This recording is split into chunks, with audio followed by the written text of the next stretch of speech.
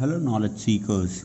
Welcome to today's session on simplified steps of transformer design.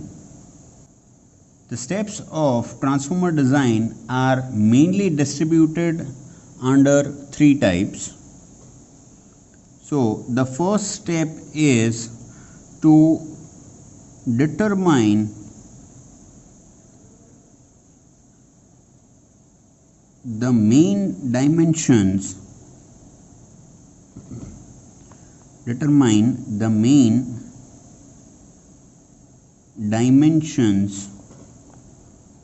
of the core, the window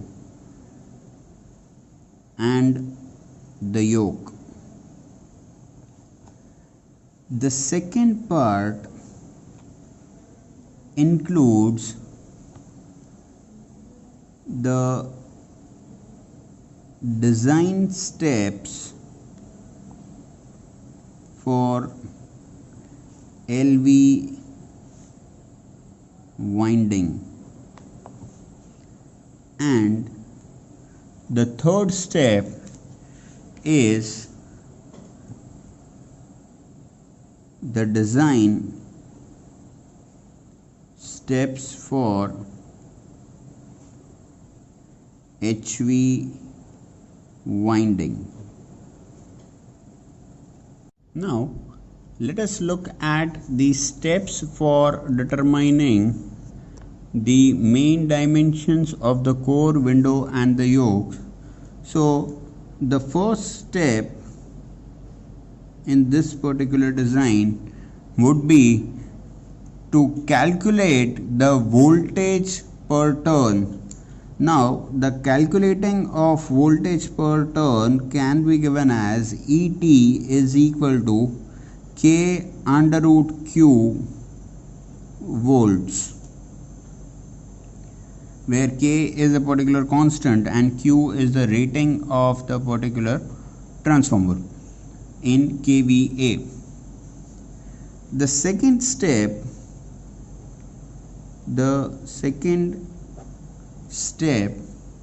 is to find the net cross-sectional area of the core. It is to find net cross-sectional area of the core, which is given by AI. So, we know the formula for ET is also equal to 4.44 into F into phi m, where phi m is the maximum flux density and F is the frequency. Now, this phi m can be further split into two parts. So, this could be further written as 4.44 into F into Bm into AI, where AI is the net cross-sectional area of the core and Bm is the maximum flux density. Making AI as the subject of the equation, I can write AI is equal to ET, that is voltage per turn, divided by 4.44 into F into Bm, and the unit would be meter square. Once we have found out the net cross-sectional area of the core, we'll move to the next step, that is step number 3, which is to determine the diameter. Let us write it down. Determine the diameter of circumscribing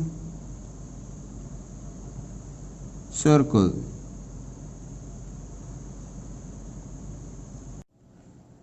The formula used for finding the diameter of the circumscribing circle is AI is equal to K into small d square, where small d is the diameter of circumscribing circle.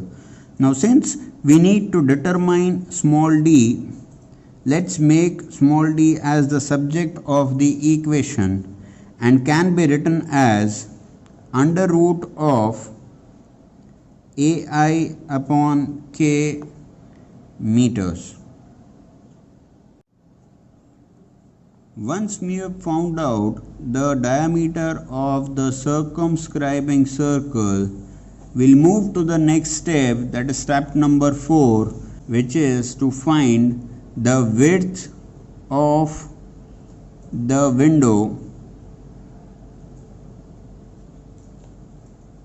For that, we'll use the equation WW, that is the width of the window, which is equal to capital D minus small d, where capital D is the distance between the core centers, or it can be taken as the distance between the center of adjacent limbs. After this, we'll move to the next step, that is step 5, which says obtaining the window area. Obtaining the window area. Now, if we are talking about a single phase transformer, so for a single phase transformer, the formula would be Q is equal to 2.22 into F into Bm into Kw into delta into Aw into Ai into 10 raised to minus 3 kVA.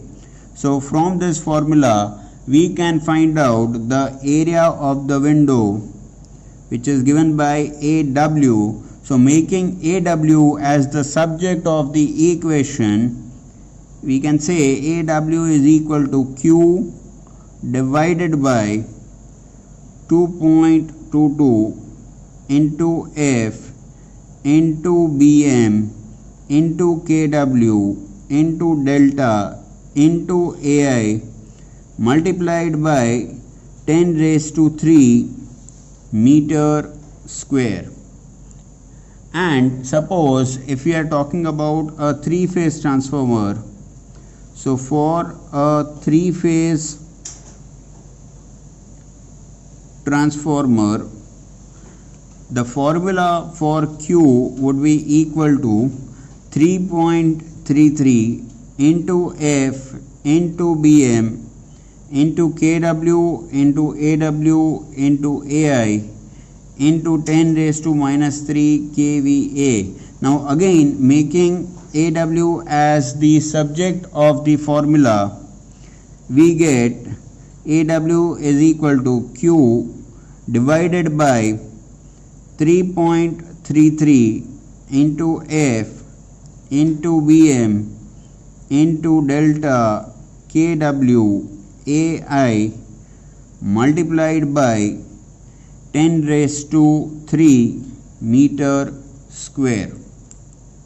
Now since we have found out width of the window in step number 4 and the area of the window in step number 5, so in step 6 we will find the height of the window.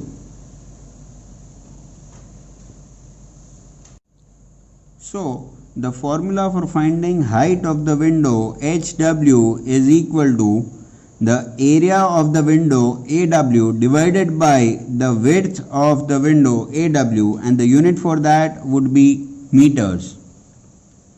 Now if D is not given, that is small d, which is diameter of circumscribing circle, If it is not given and the area of the window is to be calculated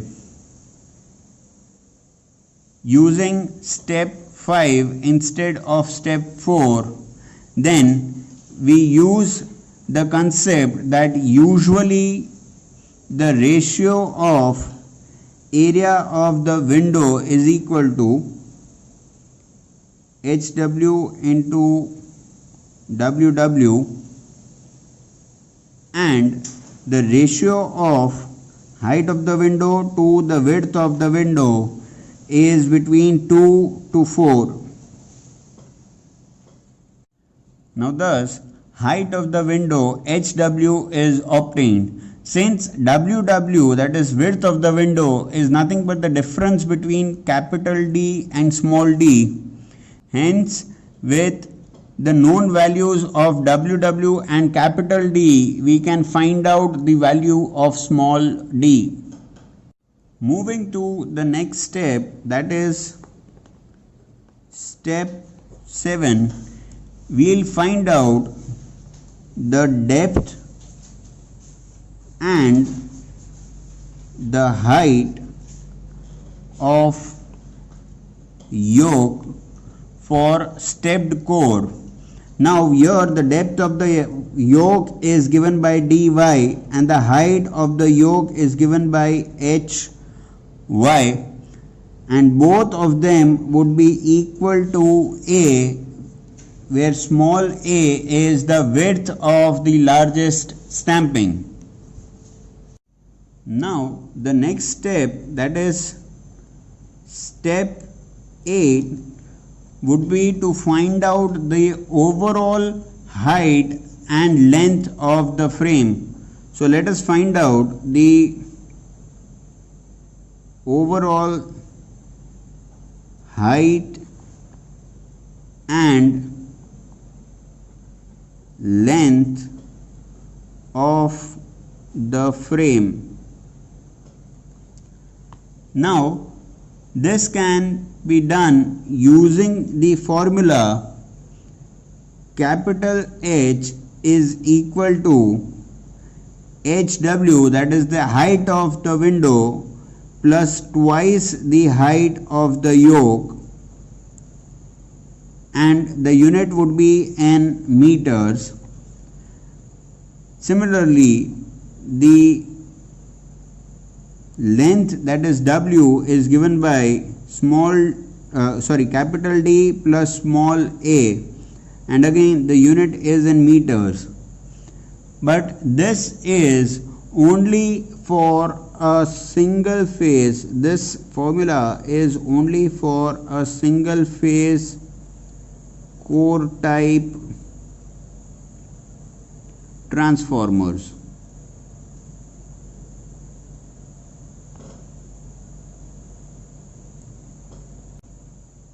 For 3-phase core type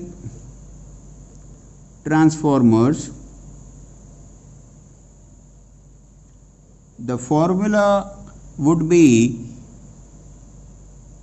the capital H is equal to height of the width plus twice the height of the yoke. So here the formula of capital H remains the same, but the formula for the overall length, that is W, would become 2 into capital D plus small a in meters. And lastly, for single phase shell type transformer, for single phase shell type transformers,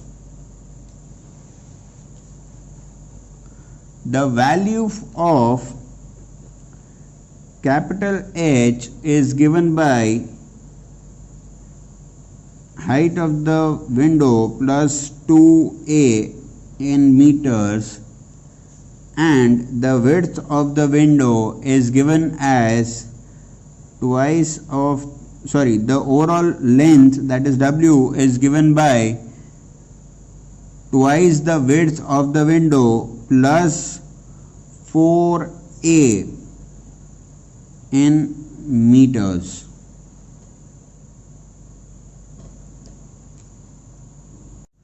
Now let us assume that A is not given to you. So in this scenario, we can assume the value of A as 0.9D, that is 90% of small d can be assumed as the value of A for the stepped core transformers.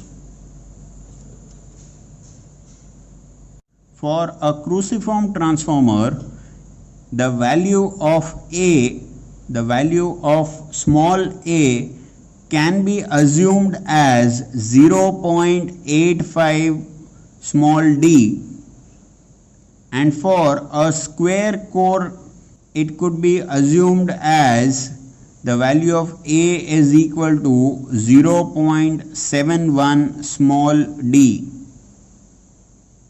Now once we have found out the main dimensions of the core, window and the yoke, we'll move to the second part, that is to design the LV windings. So for that we'll take the first step as to calculate the number of turns per phase. It is calculate the number of turns per phase, which can be given by the equation Ts is equal to Vs upon Et, where Vs is nothing but the secondary voltage and Et is nothing but voltage per turns. Now we have already seen earlier that the voltage per turns Et can be derived from the equation K under root Q. Now there is a possibility that you might get the ratio of voltage and the voltage per turn in fractions. So here we need to round off that to the nearest suitable number. This rounding off will not affect the voltage ratio, as the turns per phase of HV winding will be calculated on the final value of turns per phase of LV winding, and hence the voltage ratio does not change. Then the next step is step 2, that is finding the secondary current. So that is finding secondary phase current. The secondary phase current is given by Is. So we can write Is is equal to KVA rating, that is KVA into 10 raised to 3 divided by 3 into Vs. This is for a 3-phase transformer, whereas for a single phase transformer it would be KVA into 10 raised to 3 upon Vs. This is for a single phase transformer, and needless to say the unit for this would be amperes.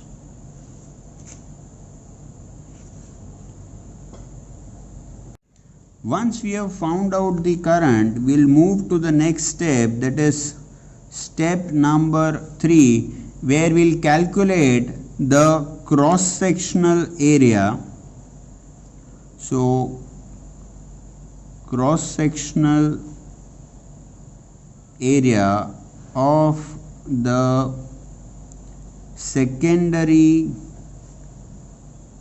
conductor can be given as AS is equal to IS upon delta S, where AS is the cross-sectional area of the secondary, IS, as we have seen earlier, is the secondary phase current, and delta S is the current density in amperes per mm square. As you can see, this is the table which recommends the sizes of the copper strips according to the IS 1897-1962. If you can see the top bar, it shows the thickness in mm, and if you can see the vertical bar, it shows the width in mm. So here what you get is the approximate cross-sectional area. Now let us focus a bit here. If you say this width is 2 mm, and if I multiply this 2 mm with 1 mm, the cross-sectional area I should get should be 2 mm square. But instead of 2 mm square, the cross-sectional area that is available is 1.86 mm square. Now this is because the rectangular conductor, now it is rectangular because the width and the thickness both are not same. This is 2, this is 1, so the shape has to be rectangular. So the rectangular conductor has their corners curved. Instead of pointed corners, the corners are curved, and that is the reason you see a reduction in the cross-sectional area. So 2 mm multiplied by 1 mm needs to be 2 mm square, but instead of that it is 1.86 mm square.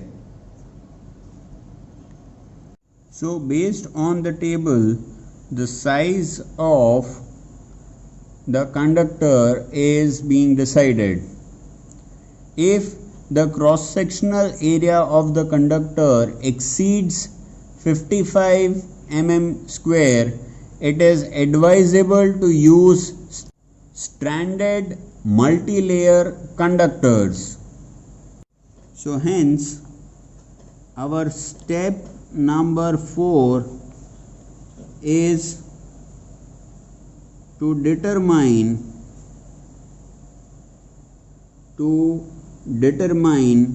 the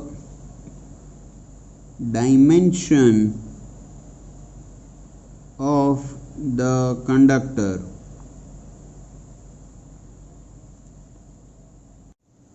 Now the next step, step 5, is once your conductor is decided, the conductors are paper insulated. So this increases the thickness of the conductor. So allow 0.5 mm for increase in the thickness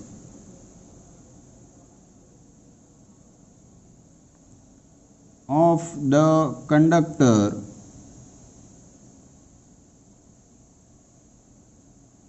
for single paper covering. Let us assume that this pen is your circular conductor When you wrap a paper insulation around this, the thickness of this conductor would increase by 0.5 mm. So therefore, the conductor dimension becomes conductor width multiplied by conductor thickness plus 0.5 mm. So this becomes the new conductor dimension. Next step is step number 7, which says the determination of the axial depth of the LV winding, that is determining the axial depth of the LV winding. Now this is given by LCS, which is equal to the number of secondary turns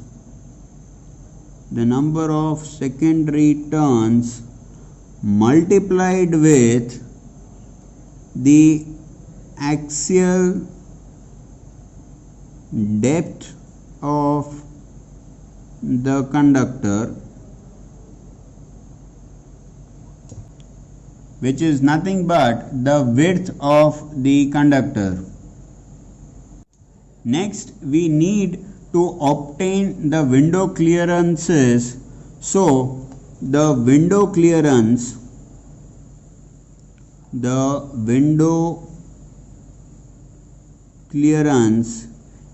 can be taken as equal to height of the window minus LCS whole divided by 2.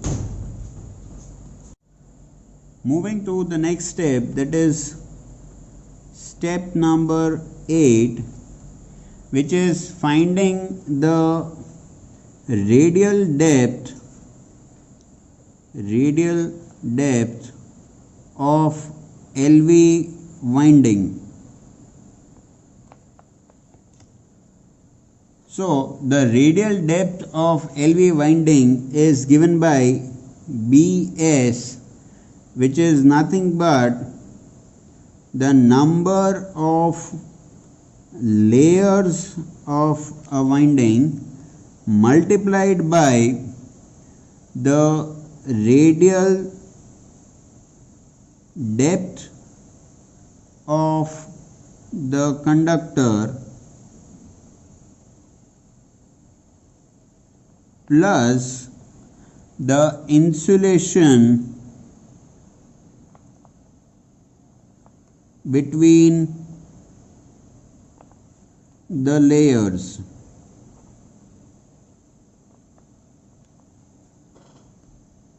Now moving to the final step, that is step 9, which is to find the inside and the outside diameter,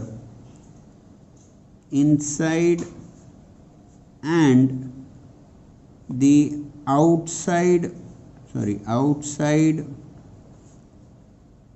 diameter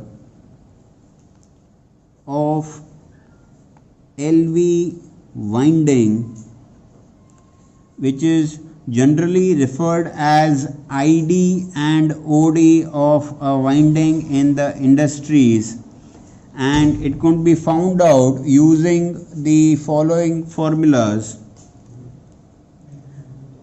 The inside diameter is equal to diameter of the circumscribing circle, that is small d, plus twice of the press board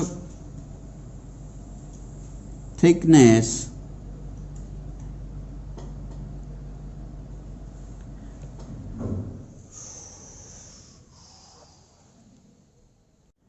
These press boards are used for insulation between the LV winding and the core.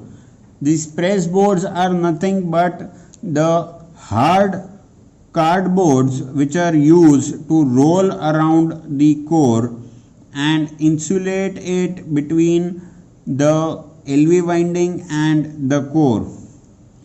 Similarly, the outside diameter or the OD can be found out as inside diameter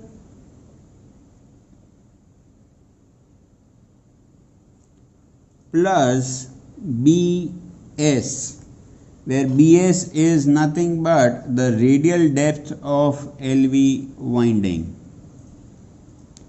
So by this we end the design steps for LV winding. Now we'll move ahead to the third step, that is design steps for HV winding. But before that, I would like you to pause the video here and go through the steps that have been mentioned for the design of the main dimensions of core, window and yoke, as well as the design steps for LV winding. Welcome back. I hope you have gone through the earlier steps and have not found any sort of difficulties. But just in case if you have any doubts, feel free to contact me either through comments or through the mail ID provided in the description box. Next we'll move to the design for the HV windings. So here the first step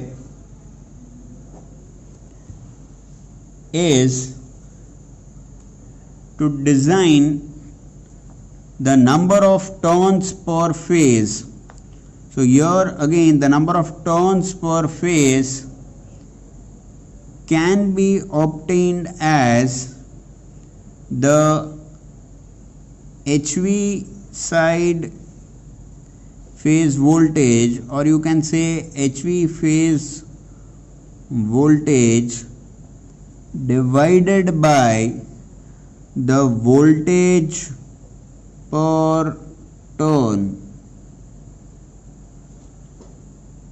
or you can also find the number of turns as the number of turns in LV winding multiplied by the ratio of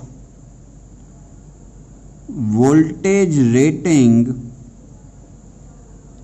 of HV side divided by the voltage ratings of LV side. Again here, if the result is a fractional number, it must be rounded up. Moving to step number 2,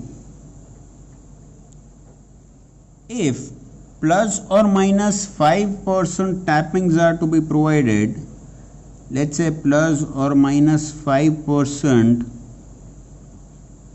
tappings are to be provided, then we need to again calculate the number of turns, as the number of turns would increase. So therefore the number of turns for the new primary winding would be 1.05 multiplied by Tp, where Tp is the number of turns after rounding off to an integer. So 1.05 multiplied by the integer which we found after rounding off this particular fraction. Moving ahead to step number 3, which is finding the current in the high voltage windings. So which is given as IP. So let us find out the current in high voltage windings, which is given as IP, which is equal to kVA multiplied by 10 raised to 3 whole divided by 3 into HT side voltage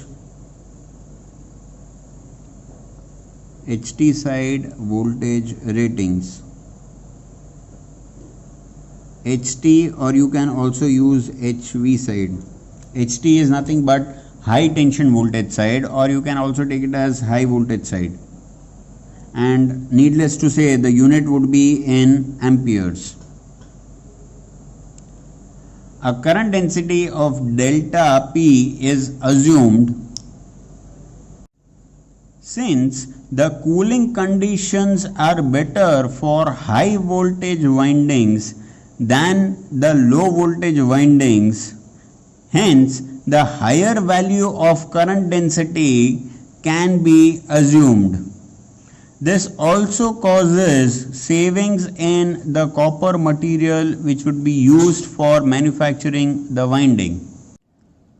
For a distribution transformer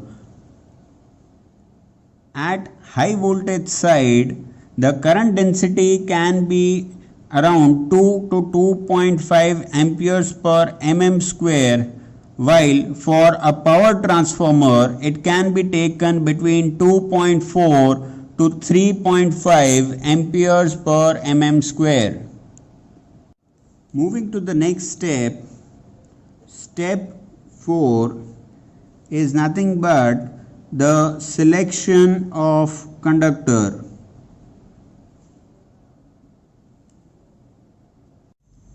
Moving to the next step, that is step number 4, is the selection of the conductor for my high voltage winding. In high voltage winding, crossover type, cylindrical type with circular conductor and continuous disc type are generally used. This type of winding is first selected depending upon the rating of the transformer and the design limitations. The conductor selection is then selected depending upon the type of winding. The conductor selection may be selected as circular or rectangular. For large transformers, because of higher current rating, rectangular conductors are preferred. When circular conductor is selected, the diameter can be determined from the nearest value of the cross section from this particular table with the IS number 34541966.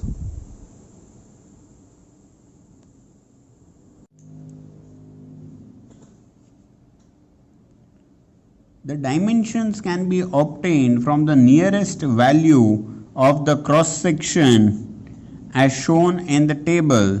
The actual current density is recalculated on the basis of the new or modified cross-sectional area. Therefore, the actual current density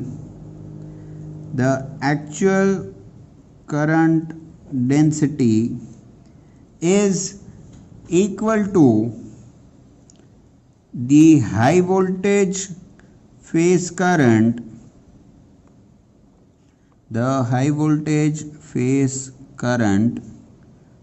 divided by modified area of conductor.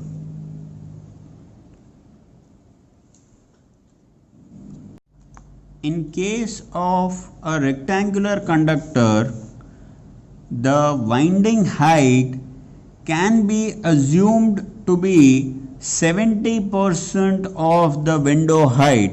So therefore, it can be represented as small hw, that is height of the winding, is equal to 0.7 capital HW, that is the height of the window. Thus, the axial length for one coil is given by axial length of one coil is equal to HW divided by the number of coils. Similarly,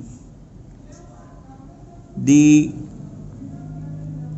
number of turns per coil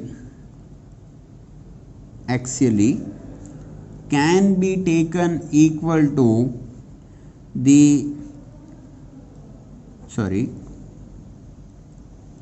axial length for one coil divided by the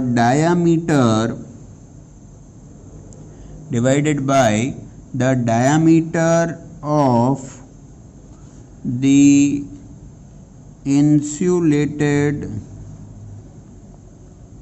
conductor.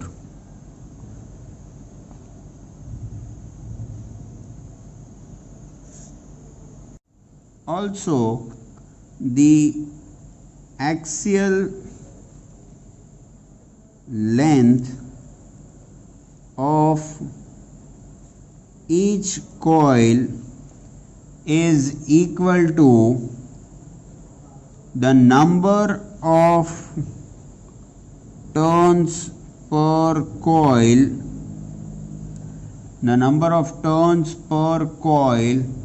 multiplied with the diameter of the insulated conductor.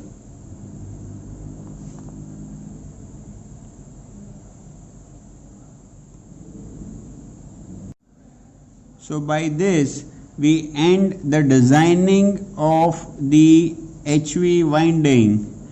I hope you found the steps for transformer design to be easy and you would be able to design a transformer based on the information provided.